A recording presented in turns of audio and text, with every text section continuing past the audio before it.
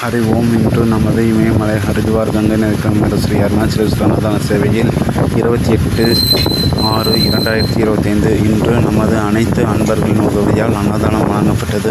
மேலும் நமது அனைத்து அன்பர்களின் குடும்பங்களும் சீரும் சிறப்புமாய் வாழ நமது கங்கை நதிக்கரையில் சாது சன்னியாசிகள் வாழ்த்துகிறோம்.